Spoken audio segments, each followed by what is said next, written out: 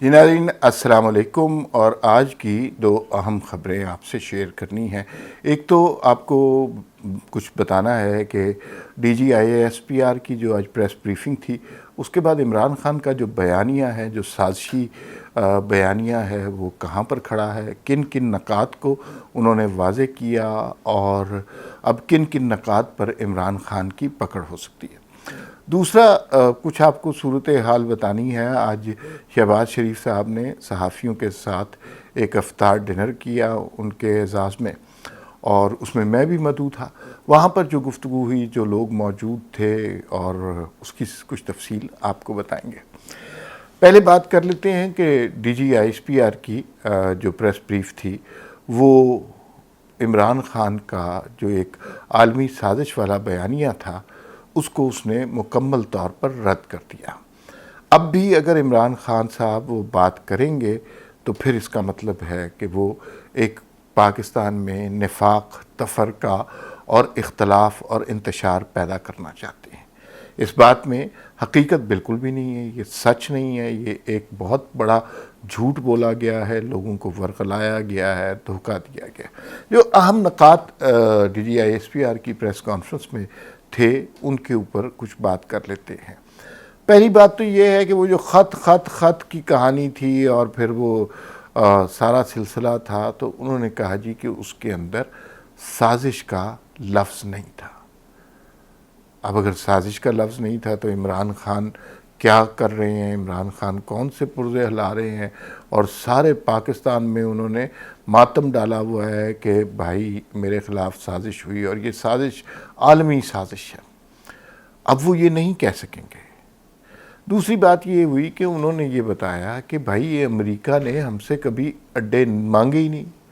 تو یہ جو ایبسلوٹلی ناٹ والی کہانی ہے، یہ جو ٹرینڈ چل رہا ہے، یہ بھی سراسر جھوٹ ہے اور بہت غلط بات ہے۔ اور عمران خان صاحب کو ایسے جھوٹ بولنے میں بہت ملکہ حاصل ہے۔ وہ اس طرح کی کیمپیننگ کرتے ہیں اور بڑے کمال طریقے سے کرتے ہیں۔ تیسری بات جو واضح ہوئی بڑے اچھے طریقے سے، وہ یہ کہ عمران خان صاحب کو 3 آپشنز نہیں دی گئی تھیں۔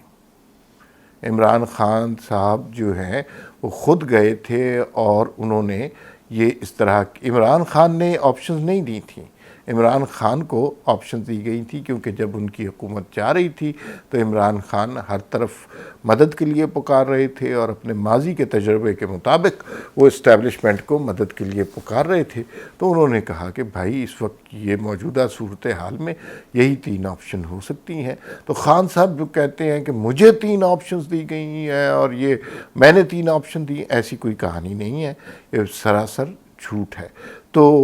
اب ساتھ ساتھ D G I S P R نے ایک اور چیز کو موجودہ حکومت کو سراہا کہ بھائی یہ جو اکانومی کی بہتری ہوئی ہے اس کو سراہا۔ اس کے مطابق انہوں نے کہا کہ سٹاک مارکیٹ میں بہتر ہوئی ہے، ڈالر ریٹ میں کمی ہوئی ہے، یہ سب کچھ بڑی اچھی چیزیں ہیں اور اس کو اپریشیٹ کرنا چاہیے۔ دوسرا انہوں نے یہ بھی کہا کہ ہم فوج آئین پاکستان کے ساتھ ہے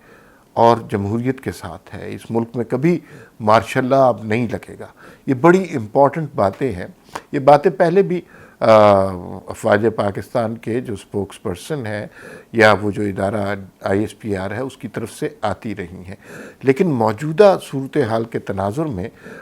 اس کے معنی بہت اچھے ہیں۔ اس کا مطلب یہ ہے کہ وہ جو ایک دور ستم تھا وہ بیت گیا، اور جو جھوٹ کی کلی ہے وہ اب کھلنے والی ہے۔ بہت ہی حوصلہ افزا پریس کانفرنس تھی، اور میرے خیال میں عمران خان نے اپنے جلسوں میں یہ عالمی سازش کا بیانیہ اس لیے لیا تھا کہ وہ اپنی گورننس پر بات نہیں کر سکتے تھے۔ مثلاً تباہی کر دیا انہوں نے ملک، تو جب گورننس پہ بات نہیں کر سکتے تھے تو انہیں اس طرح کا کوئی نریٹو چاہیے تھا، اور پھر جب اس طرح کا نریٹو اب بالکل زمیں بوس ہو گیا ہے تو سمجھ نہیں آتی کہ عمران خان کس بنیاد پر لوگوں کے پاس جائیں گے اور کس طرح لوگوں کو منہ دکھائیں گے۔ لیکن وہ پروپیگنڈا یونٹ ہے، سیاسی جماعت ہے نہیں، وہ کوئی نہ کوئی حل نکال لیں گے اس کا، اور پھر اس سے بھی بڑا جھوٹ بولیں گے۔ یہ آپ یقین رکھیے کہ انہوں نے اپنی غلطی کا اعتراف نہیں کرنا، انہوں نے معافی نہیں مانگنی، انہوں نے اس سے بھی بڑا جھوٹ بولنا ہے، تو وہ ایسا ہی کریں گے۔ اب بات کر لیتے ہیں شہباز شریف صاحب نے، وزیر اعظم پاکستان نے آج وہاں پر پرائم منسٹر ہاؤس میں صحافیوں کو مدعو کیا، مجھے بھی دعوت دی تو میں وہاں گیا۔ تو وہاں پر کون کون آیا ہوا تھا، کیا باتیں ہوئیں اور کس طرح کیا ماحول تھا، اس حوالے سے آپ کو کچھ بتاتا ہوں۔ پہلی بات تو یہ ہے کہ وہاں پر سارے ہی صحافی موجود تھے، ایسے لوگ بھی موجود تھے جنہوں نے نون لیگ کے خلاف بڑا زہر اگلا، ایسے بھی صحافی موجود تھے جنہوں نے ایجنڈے کے طور پر نون لیگ کے خلاف چینلوں پر بیٹھ کر کیمپین کی، ایسے بھی صحافی موجود تھے جنہوں نے جب بیگم کلثوم نواز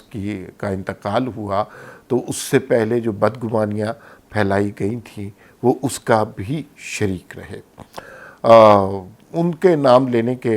فائدہ کوئی نہیں ہے، لیکن ویسے صحافیوں میں مثلا حفیظ اللہ نیازی تھے، مجیب الرحمن شامی تھے، اور بینش سلیم تھیں، عطاء الحق قاسمی تھے، اور بہت حامد میر صاحب تھے، اور عامر متین صاحب تھے، بہت بڑی تعداد تھی، کوئی میرے خیال 50 کے قریب لوگ تھے، اور مریم اورنگزیب صاحبہ تھیں۔ اچھا، جو نون لیگ کے لوگ وہاں پہ موجود تھے اس میں مریم اورنگزیب تھیں، مفتاح اسماعیل تھوڑا لیٹ انہوں نے جوائن کیا، اور مصدق ملک صاحب تھے، خواجہ آصف تھے، خواجہ سعد رفیق تھے، اور ایاز صادق صاحب سے ملاقات ہوئی، اور پھر آخر میں وزیر اعظم پاکستان شہباز شریف سے ملاقات ہوئی۔ شہباز شریف صاحب جب آئے تو وہ کچھ بڑی بڑی ٹیبلیں لگی ہوئی تھیں راؤنڈ میں، اس پہ افطاری کا سامان پڑا تھا، تو اس پہ ہر ٹیبل پہ گئے، ہر شخص سے ملے، اور کچھ لوگوں کو نام سے وہ جانتے تھے، کچھ لوگوں کو کام سے وہ جانتے تھے، تو خیر ملاقات کی۔ اس کے بعد افطاری کا وقت ہو گیا۔ ہاں، رانا ثناء اللہ بھی موجود تھے، رانا ثناء اللہ بھی موجود تھے اس میں، اور میرا زیادہ وقت جو ہے وہ رانا ثناء اللہ کے ساتھ، ایاز صادق کے ساتھ، اور مریم اورنگزیب کے ساتھ گزرا۔ تو بڑی دلچسپ باتیں ہوئی رانا ثناء اللہ کے حوالے کے ساتھ کہ یہ جو آپ پہ 20 کلو ہیروئن ڈالی تھی، تو کیا اب آپ بنی گالا سے 20 کلو ہیروئن نکلوائیں گے؟ لیکن یہ مذاق میں باتیں ہو رہی تھی، اور وہ بھی ہنسی رہے تھے، کوئی سنجیدہ گفتگو یہ نہیں تھی۔ پھر احسن اقبال صاحب بڑے انرجیٹک تھے، ان کے ساتھ کچھ باتیں ہوئیں، اور جب پھر اس کے بعد جب افطار ہو گیا تو بغیر کسی اناؤنسمنٹ کے، یہ نہیں ہوا کہ ایک اناؤنسمنٹ ہوئی کہ جناب وزیر اعظم پاکستان اب تشریف لا رہے ہیں، کوئی اینکر ہوگا، یہ وہ نہیں، ایسا نہیں ہوا۔ اور ایک روسٹروم سا پڑا ہوا تھا 2.5 سا، اس پہ مائک لگا ہوا تھا، تو اچانک ہم لوگ کھانا کھا رہے تھے تو پتہ چلا اچانک شہباز شریف صاحب نے خطاب شروع کر دیا ہے۔ پہلے آپ کو کچھ باتیں بتاتا ہوں جو لوگوں سے ملاقات کر کے فیل ملی ہے، اس حوالے سے آپ کو کچھ آگاہ کرتا ہوں۔ پہلی بات تو یہ ہے کہ جو بہت کیبنٹ میں مسائل آ رہے تھے یا ڈیلے ہو رہا تھا، وہ پرابلم سالو ہو گیا ہوا ہے، اور اب کل تک جو ہے واضح طور پر کیبنٹ کے نام آ جائیں گے، کل شام تک۔ انیشلی ہمیں یہ پتہ چلا تھا کہ کچھ کولیشن پارٹنرز ہیں جو خود ہی والنٹیرلی اس میں شریک نہیں ہونا چاہتے، لیکن جیسے پیپلز پارٹی اور ایم کیو ایم کے بارے میں یہ سنا تھا، لیکن اب پتہ چلا کہ وہ اس میں شامل ہو رہے ہیں۔ منسٹریاں کس کس کو مل رہی ہیں ابھی بہت زیادہ کلیئر نہیں ہے، لیکن مفتاح اسماعیل جو ہیں وہ خزانہ کی منسٹری سنبھالیں گے، اور وہ اسحاق ڈار صاحب ایڈوائزری حیثیت میں ہوں گے۔ مریم اورنگزیب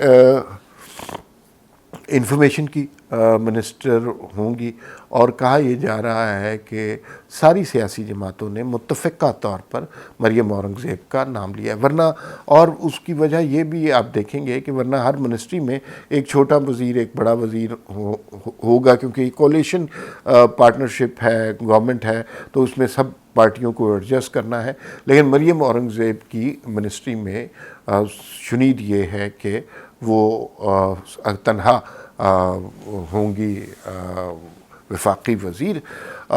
اس کے علاوہ رانا ثناء اللہ کو وزیر داخلہ تقریباً کنفرم ہی ہے، کل تک کوئی صورتحال چینج نہ ہو جائے تو یہ ابھی تک کی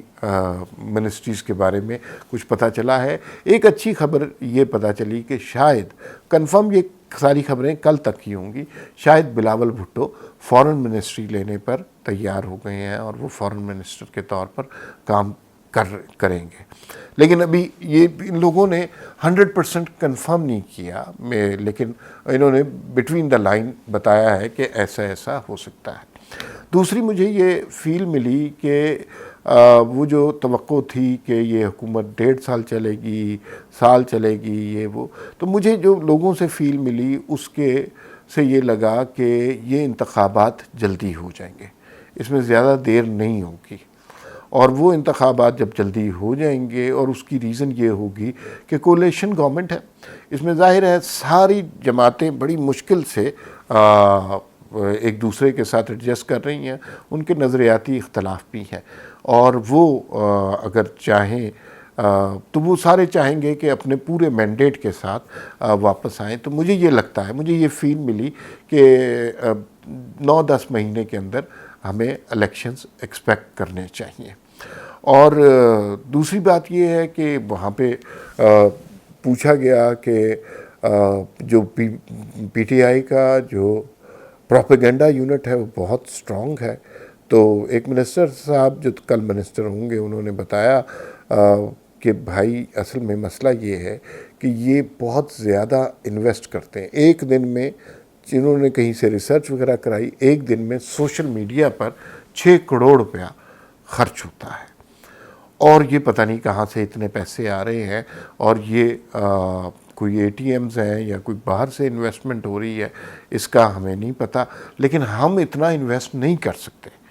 بالکل صحیح ہے کہ یہ اتنی بڑی اماؤنٹ بنتی ہے، یہ انویسٹ کوئی حکومت نہیں کر سکتی، اور تو یہ ان کا خیال ہے۔ ایک اور خبر جس کے بارے میں لوگ بڑے پوچھنا چاہ رہے تھے، کیا صدر کو تبدیل کیا جا رہا ہے، اور اس کے بدلے میں 2 نام آ رہے تھے، آصف زرداری اور مولانا فضل الرحمان، تو وہ جن لوگوں سے میری بات ہوئی انہوں نے کہا کہ بھائی ایسی کوئی بات نہیں ہے، صدر کو تبدیل کرنے کے لیے 2/3 میجورٹی چاہیے، جو کہ ابھی ہمارے پاس نہیں ہے، لیکن اگر جب ہم اپنا مینڈیٹ لے کے آئیں گے پھر کس کی کیا پوزیشن ہوتی ہے وہ دیکھی جائے گی۔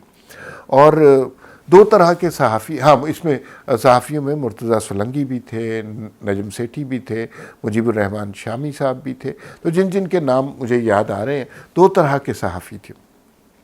ایک وہ جنہوں نے پچھلے دنوں میں نون لیگ کے ساتھ اور جمہوریت کے ساتھ بڑی تکلیف کاٹی ہے، اور ایک وہ لوگ تھے جنہوں نے نون لیگ کے خلاف ایک ایجنڈے کے طور پہ مہم چلائی ہے، تو ایکسپریشن بڑے ڈیفرنٹ تھے، اور وہ زیادہ تر وہ والے صحافی شرمندہ سے شہباز شریف صاحب کی گفتگو میں شریک ہو رہے تھے، اور خواتین بھی تھیں، پارس جہاں زیب تھیں، شازیہ تھیں، اور رفت تھیں بی بی سی کی، اور پی ٹی وی کے کچھ لوگ تھے۔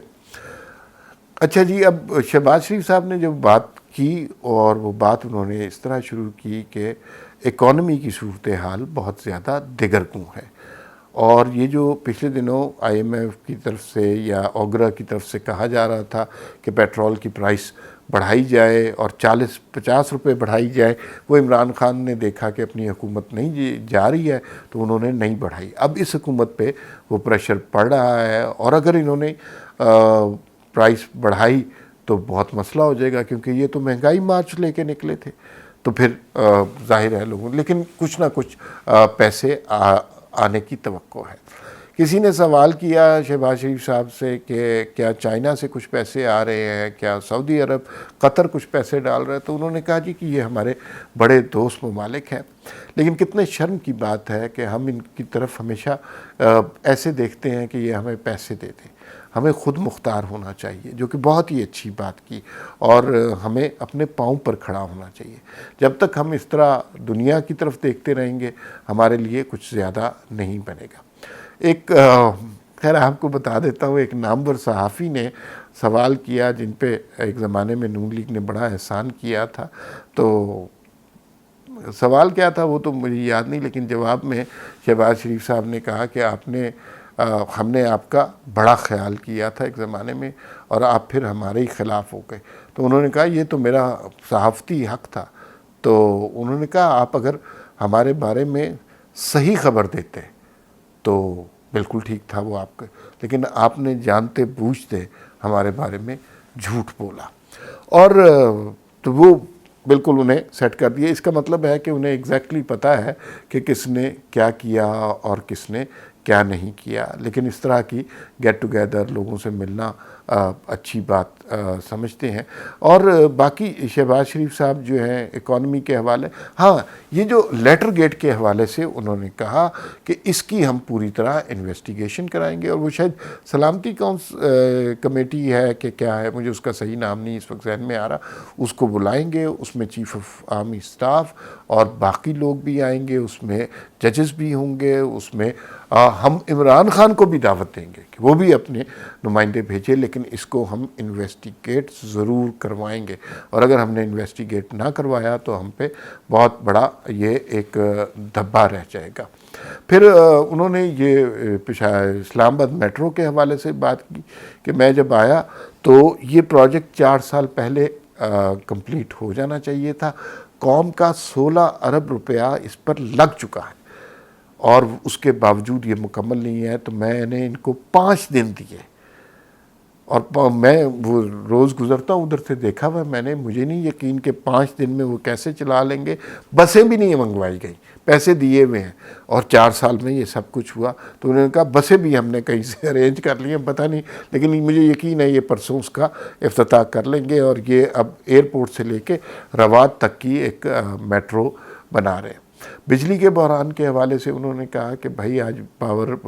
سیکٹر کے ساتھ بھی انہوں نے میٹنگ کی، اور پتہ چلا کہ بہت سارے پاور پلانٹس ایسے ہیں جن میں معمولی خرابیاں ہیں، کسی کو تیل نہیں مل دیا جا رہا، کسی کی تاریں ٹوٹی ہوئی ہیں، اور یہ بہت صورتحال خوفناک ہے، اس لیے کہ اتنی امپورٹنٹ چیز پر ذرا بھی توجہ نہیں دی گئی۔ تو اگر اس پہ توجہ دی جاتی تو آج جو ہمیں آگے بجلی کا بحران نظر آ رہا ہے وہ نظر نہ آ رہا ہوتا۔ لیکن کہیں سے بھی شہباز شریف کی گفتگو میں کوئی انتقامی لہجہ نہیں تھا، اور انہوں نے بڑی حیرت کی بات ہوئی کہ انہوں نے 3-4 پروجیکٹس بتائے جو بہت بڑے پروجیکٹس تھے۔ انہوں نے کہا کہ یہ ہم نے سٹارٹ کیے تھے لیکن ہم نے پروپیگنڈا نہیں کیا۔ میں نے پوچھا نہیں، لیکن میں یہ سوچ رہا تھا، اور اسی پہ بات ختم کرتا ہوں کہ انہوں نے کثر نفسی سے 4-5 بڑے پروجیکٹ بتائے اور کہا کہ ان کا ہم نے کبھی ذکر نہیں کیا، ہم پروپیگنڈا کرنے والے لوگ نہیں ہیں۔ لیکن اور وہ 4-5 پروجیکٹ آپ دیکھیے مجھے بھی بھول گئے، لیکن مسئلہ یہ ہے کہ ان کا مقابلہ ایک ایسی جماعت سے ہے جو بنیادی طور پر پروپیگنڈا یونٹ ہے۔ اگر یہ اس پروپیگنڈا کا توڑ نہیں کریں گے، اپنی جو ہے سچویشن کے بارے میں پبلسائز پراپر طریقے سے نہیں کریں گے تو پھر ان کے لیے بہت مشکل ہو جائے گی۔ مریم اورنگزیب جو ہے وہ ظاہر ہے بہت تھکی ہوئی تھیں، کیونکہ صبح سے شہباز شریف صاحب کے ساتھ وہ تھیں، اور وہ نیند ہی نہیں ان کی پوری ہوئی، اور وہ کہہ رہی تھی کہ شہباز شریف کے ساتھ کام کرنا بڑے اعزاز کی بات ہے۔ جو میڈیا کے ادارے ہیں جس میں پی ٹی وی ہے، پی آئی ڈی وغیرہ، وہ ان کے حوالے سے بات ہوئی تو وہ ان کی صورتحال سے کوئی زیادہ خوش نہیں تھیں، تو اس میں بھی مجھے لگتا ہے کوئی چینجز ہوں گی، اور میڈیا میں ایک نیا نریٹو بھی دیا جائے گا جو ترقی کے حوالے سے ہوگا، جو پروگریس کے حوالے سے ہوگا، پراسپیرٹی کے حوالے سے ہوگا۔ اب آج کے لیے اتنا ہی، پھر ملاقات ہوگی۔ اللہ حافظ۔